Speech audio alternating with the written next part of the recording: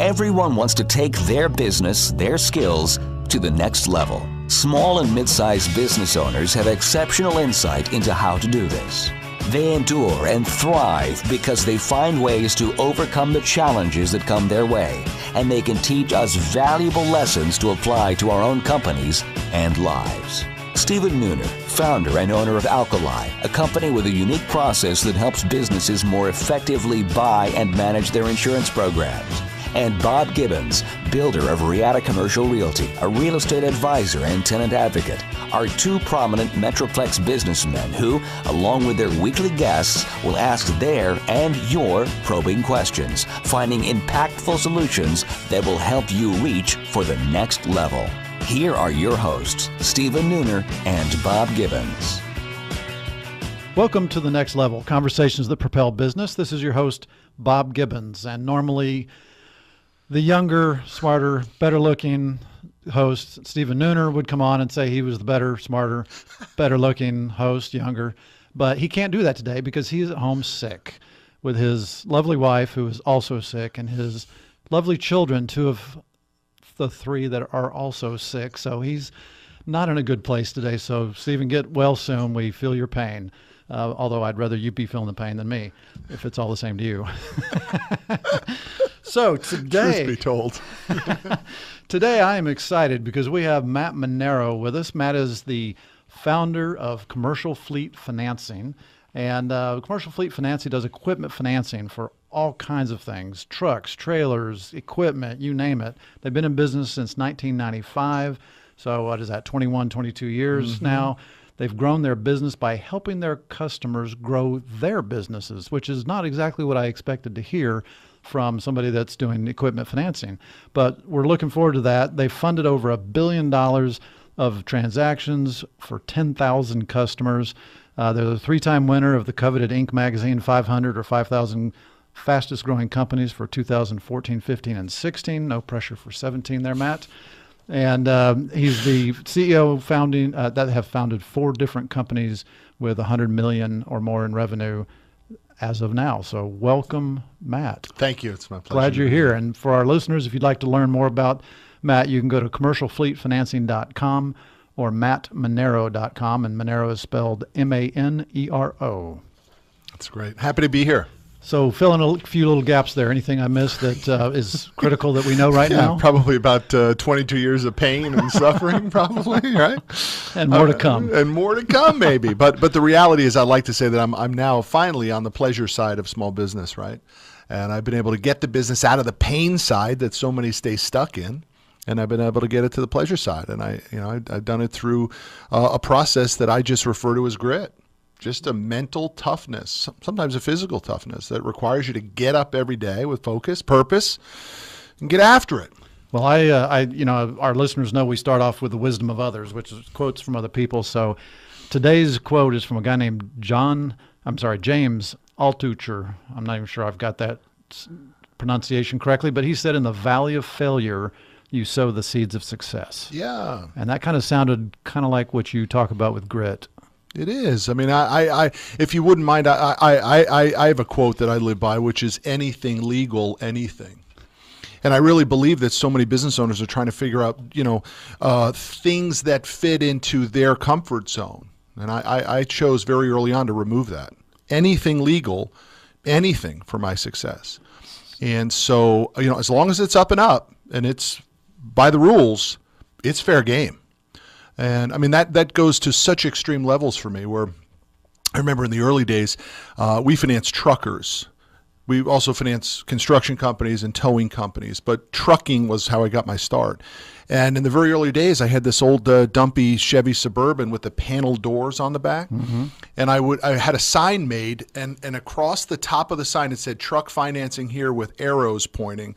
And when I'd open the panel doors to the Suburban, I would slide the sign in between the door jambs, and I would sit on the tailgate of the Suburban at truck stops, sometimes 6 o'clock in the morning, 10 o'clock at night. So you go to them. You don't wait for them to come to you. Always go right to the truck stop, sit there. Well, I mean, it's like the old bank robber. Why'd you rob the bank? Because that's where the money is, right? And why go to the truck stop? That's where the truckers are. And wow. invariably they would come up to me, and one or two every time, and we would just talk, and I would learn the business. What are their problems? How do they do well? What are the niches that they're in? What are the lanes that they run? What type of equipment do they like? And that type of just grassroots desperation following anything legal, anything, really began to make me an expert in the space. And did the truck stops have any problem with you doing this? It's funny you say that. Back then, there was no issue with that, right? This was 1995, 1996. There was no issue with that. It was sort of the wild, wild west. Today, totally impossible. There's no possible way you could drive onto a Flying J or a Pilot or a Love's truck stop, park your car, open the back of it, put a sign up, and think that security isn't going to come over and pay you a little visit. Is that because too many other people have tried similar tactics now, or because they have become so corporate that they're not doing that? It's corporate. I also think there's a terrorism factor to it, right? There's lots of millions and millions and millions of dollars worth of freight sitting in their parking lot. And then I think there also is a little customer service piece, right? They don't want their clients, truckers who are spending the night, to be bothered by solicitors. But when I started, those things weren't even on anyone's radar screen. Interesting. All right, so let's go backwards then. Let's get back to early days. You're talking about early days, but let's go even earlier. Sure. Where did this idea come from? What were you doing before? I grew up in Connecticut. My real father left when I was 6 months old, left my mother and I. Never saw him again, never heard from him. That, without question, created a void, a desperation, and really, to be frank, a chip on my shoulder that I still, although I try to tamp it down a little bit, I still carry it probably pretty publicly. And that just created a drive and an ambition in me to want to beat the next guy. And so I got into this business by happenstance, really, and I was transferred to Dallas, Texas in 1995 to open up our first satellite office. And the minute I got here, everything changed: the budget, the plan, the culture, the growth. And I said, I think I can do this. I think I can try this thing on my own. So you were already in a company that was doing fleet financing. Correct. Okay. And I'd probably be there today. I loved working for the owner. I loved the company. But when I got here, I was pretty much left for dead in this little dumpy one-bedroom apartment. It was supposed to be a one-year gig.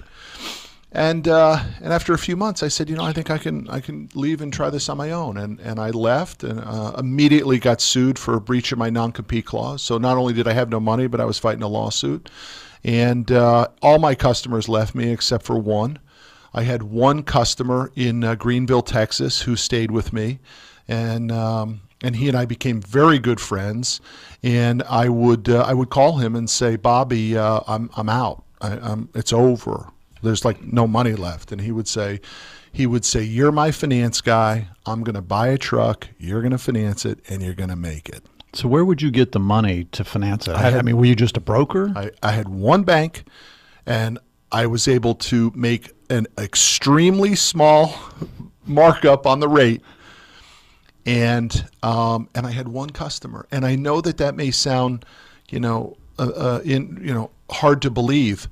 But it's that level of desperation. It's that level of brokenness. I mean, I remember looking out the window, watching the repo man drive off with my car. And really, your car got repoed? When I say desperation, that car got repossessed. I was down to my last $40, and I had it on a Shell gas card. And I walked to the Shell station on the corner, and I bought $40 worth of Frosted Flakes and milk. And I walked back to that dumpy apartment, and I said, this isn't how it finishes. I'm going to do something with my life. And that was it. And I turned it around. So what did you do first? How did you start digging out? I committed to my success deeper. I think it's a real challenge that so many people have. They actually want to be successful enough so that they can coast. They never really, right? We hear this concept of 10x this and 10x that lately. That's such a fallacy. Nobody ever gets to 10x. Because if they start at 1x, by the time they get to 3x and the bills aren't on pink slips anymore and they can take their family out to fancy steakhouse, maybe take a nice vacation, buy a nicer car, maybe they ratchet it back. They stop at 3x or 4x. Nobody knows what it's like to get to 10x. And I didn't either, by the way. My money didn't come until 15 years into this business before I really started to make what I would call real money. So you started getting a few more clients. You must have started making some money, hiring people, employees, et cetera. We did, but, yeah. I mean, we but started. you still were kind of on cruise in a way. We were desperation mode. By about 2000, the business was throwing off a living wage for me. And so for those listening who are doing the math on that, that's 5 years of struggle. It was 5 years before my business really threw off a reasonable living wage, maybe the replacement of the income that I was making before I left that company. Wow. And then that hit, and then 0102 hit. And nobody was buying equipment in 01 or 02. And so we contracted again big time. I suppose we were broke in 01 and 02 again. And then I ramped it up again to 08, 09. And by that point in time, we had a pretty fat balance sheet. We had our own money. We were loaning our own. We were loaning money in warehouse lines of credit, similar to the real estate business. So we were borrowing from a bank. The bank was loaning the money to us, and then we marked it to the street at whatever the spread was that we could make. Yeah. And then I suppose on paper in 08, 09, we were broke again because nobody was buying anything in 08 or 09. Not even one. Nothing was happening. And yet we had tremendous debt service. We had repossessions that were starting to creep up. We had delinquencies, and we weren't collecting as much. We weren't originating as much, and it was a very difficult time. But again, anything legal, anything, I just kept showing up. So whenever somebody that you lend money to buy a truck or equipment or whatever doesn't pay, are you the one responsible for repo, or is somebody else? 100%. That's why we own an auction company and a dealership. So if the deal goes bad, we can run it through our auction platform or our dealership. We're on the hook. And so for us, we only work with good credit, small customers, small business owners. Bubba the trucker is our customer, but Bubba's been in business 5 years and he has a 700 credit score.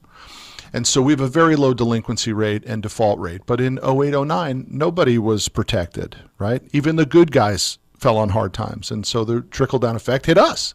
Of course. And it wasn't fun. So whenever you say Bubba's your client, so does Bubba grow? And I mean, I know one of the things I said in the intro was that you grow by helping your customers grow. So how do you do that? It's the mission statement of our company. Our company's mission statement is CFF exists to help our clients and ourselves reach our full potential through expertise, expectations, and gratitude. That's how I run the business. And those things have so many different meanings inside of them. But the reality is, as the customer base grows, we grow with them. Okay, so give us something a little more tangible than that in how you help a customer grow. Yes, so Bubba has one truck and comes to us maybe to buy his second truck. And the first question is, that's a done deal, Bubba. Let's get you to 10, right? Bubba, you got 10. How do I get you to 100, right? So tell me what your plans are. What do you want to do? Have you been to our YouTube channel? We have 1,000 videos on there talking about different business strategies. Have you read our book, The 10 Tips Every Trucker Needs to Know? I mean, we want to help you run a better business because as your business gets better, we will finance more equipment for you because you're in the trucking business. The only way you grow is more equipment. And do most of your clients take you up on that? I think from a learning standpoint, even if they have one truck or they have 100 trucks, they do want to run a better business. So from an educational standpoint, it's important. But we have many customers who will get from 1 to 10, and they'll say, I'm good. I'm fine. I don't need to go from 10 to 100. Leave that to JB Hunt or Swift or Schneider. Yeah. I'm good right where I am. And then we would try and challenge that customer. And we wouldn't challenge them because we want more business. We would challenge them because I believe that without growing, your business is very, very precarious. And are all your clients in Texas, or are they all over the country? Nationwide. Okay. Yep. All right, we're going to take a break. And when we come back, we're going to talk a little more about CFF, but we're going to go beyond that and talk about what happens when you realize that you need to be the public face of the company. Let's get there. For good or bad. Yeah. And now, Confessions of a Recovering Landlord. This is Bob Gibbons with Riata Commercial Realty, and I am your recovering landlord. After 20 years as a landlord, I now use that experience only for the benefit of companies that lease or buy office buildings and warehouses. Today's confession: knowledge is power. We all negotiate from a position of power and strength, or at least we want to. In any negotiation, the party with the most knowledge probably has the upper hand, and landlords count on this being the case whenever you're negotiating a lease, because most landlords are professional real estate investors and they hire professional leasing agents and property managers. Landlords are in the market every day negotiating leases, while tenants probably only negotiate 1, maybe 2 leases every few years. So tenants feel outgunned. Don't let landlords have all the power. As a former landlord for 20 years, I understand how landlords think and what motivates them. So let me put that knowledge and experience to work on your side of the negotiation. To learn more, contact me at texastenantrep.com. Again, that's texastenantrep.com. Have you started making plans to take your business to the next level in 2016? Hi, I'm Stephen Nooner, founder and CEO of Alkali. We have a trademark process called the Empowered Advantage that enables CEOs, business owners, and entrepreneurs to more effectively buy and manage their insurance. Before sitting down to make your plans for the new year, here are just a few things to consider. Would you say that you have an actual insurance strategy, one that you can articulate, or have you just purchased a policy here and there over the years? If you have an insurance strategy, was it discussed under the pressure of a renewal deadline or considered earlier in the year to avoid fire drill decision making? If your answer was no to either of these questions, then you may not have the right partner on your team. Visit alkaliservices.com to contact us and take the next step to a bigger and better future. Hi, this is Alan with Royal Catering. If you need catering anywhere in the Dallas-Fort Worth area any day, just call us. It's been great being with Steve and Bob today, but I'm hungry and going to go eat now. Welcome back to the next level, conversations that propel business. We're here with our guest today, Matt Manero of Commercial Fleet Financing. Please go to commercialfleetfinancing.com or mattmanero.com to learn more about Matt. And as I mentioned earlier, our friend Stephen Nooner is at home sick, so he's not with us today.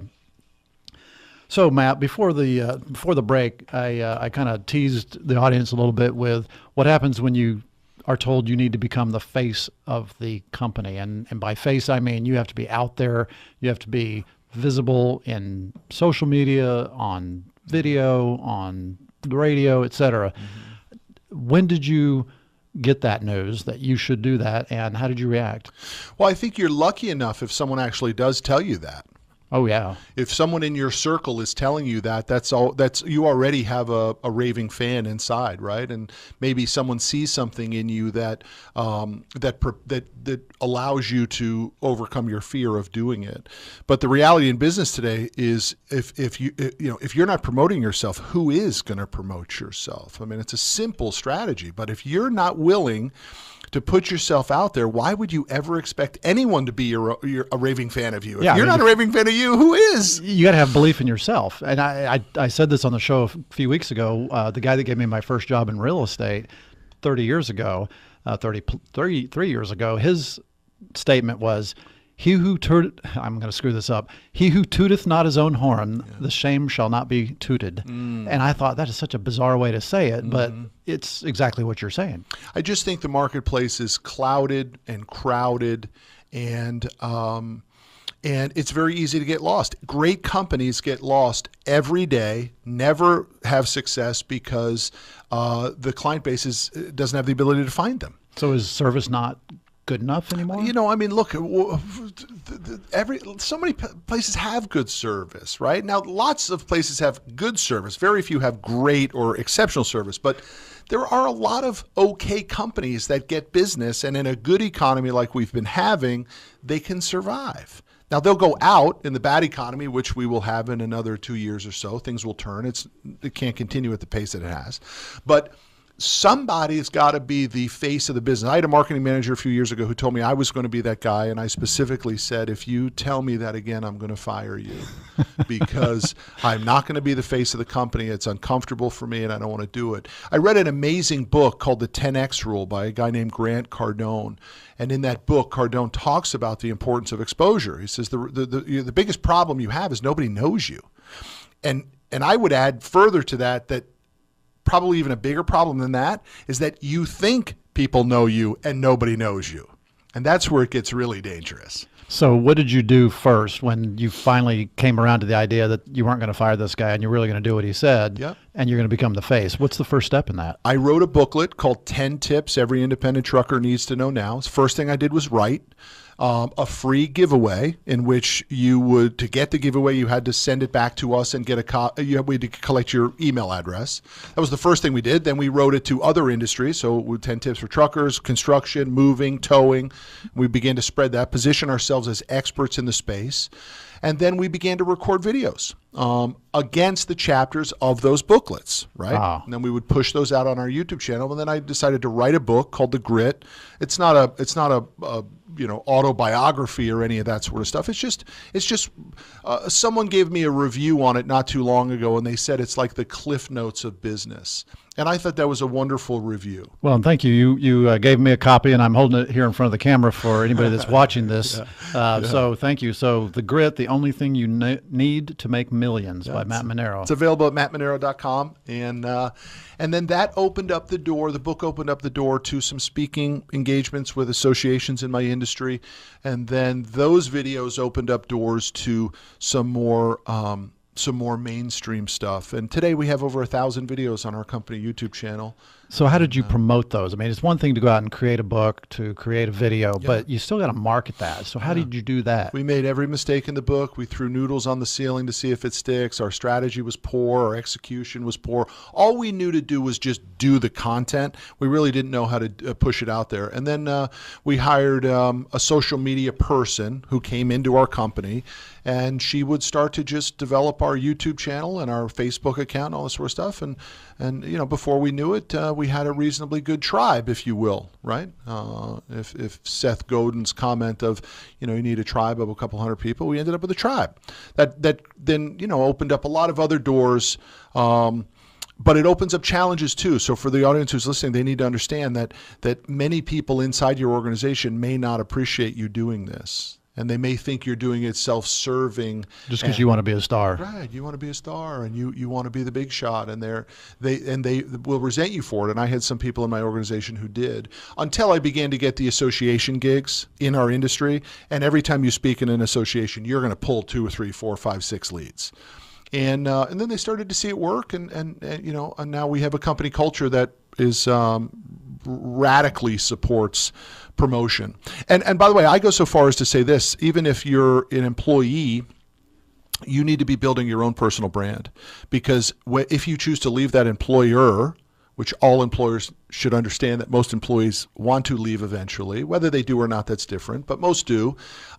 You need to have a personal brand to take with you, because you become more valuable to the next employer. Or if you choose to go out on your own. So you must have a personal presence. Doggone it. If you're in business, you don't have a LinkedIn account and a Twitter account and a Facebook account, and you don't have some videos out there, I would go so far as to say shame on you. You need that stuff. Yeah, it's almost like a resume from 20 years ago. Everybody had a resume. Well, now your resume is LinkedIn. It is, and because what you're afraid of is totally false. The customers want that interaction with you. You think that you're afraid to put yourself out there, but you're missing the biggest part. The customers want it from you. In fact, some customers, there's not a customer that comes into our office, there's not an interviewee who comes into our office that does not say, I watch some of your videos. Not a one.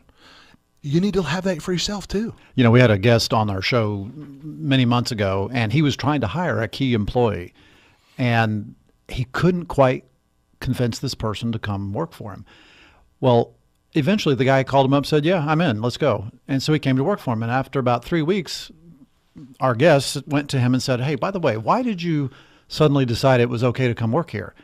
And his response was, well, look, I knew about the company. I knew everything about what you wanted me to do here. I was in on the company. What I wasn't sold on was you. I didn't know who you were as a manager. Yeah. And then I came across this radio interview you did, turned out to be on here on The Next Level. Cool. And it told me who you were as a person, how you valued your employees, how what the corporate culture was like.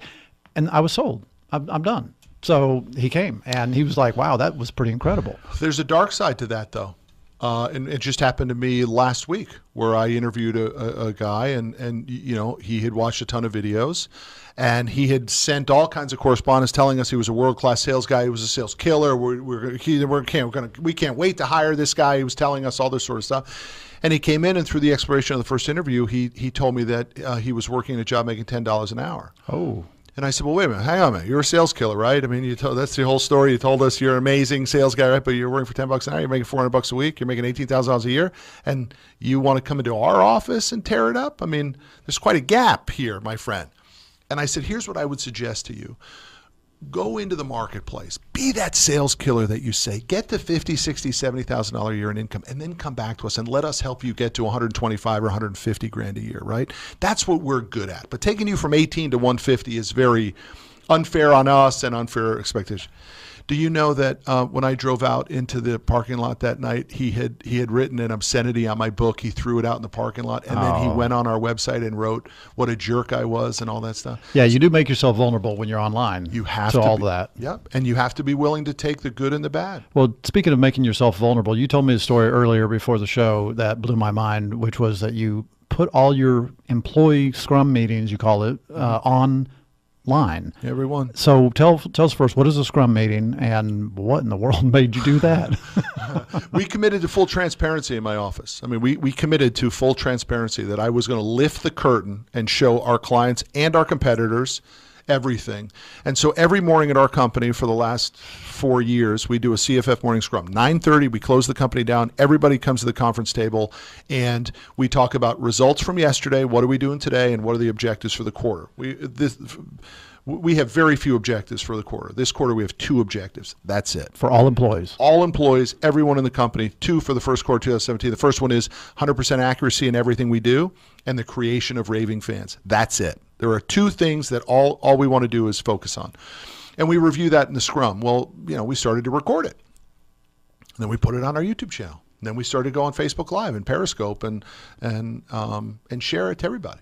And caused a little trouble in the office at some points, but it's without question been one of the best things we ever did. Now, were you able during these meetings to talk about clients? The only thing contracts the only thing I didn't do, because we share numbers in our office, the only thing I didn't do was show net profit numbers on the scrums. We show it in the office, and we show revenue numbers and funding numbers, but I don't show to the audience what net profit margin is. So when you went to this full transparency model, what was the consequences of that?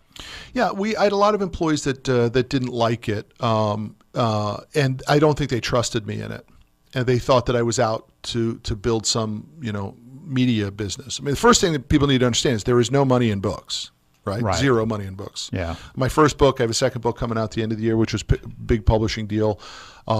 There's still no money in books.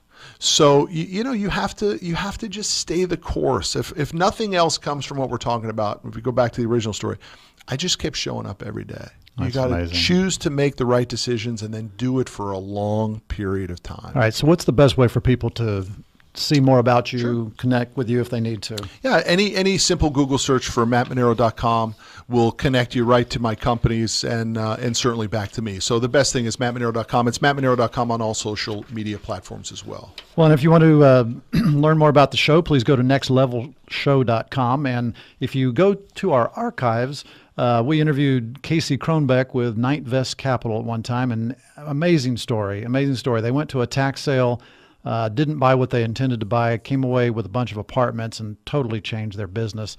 They've invested in hundreds of millions of dollars in apartment complexes now.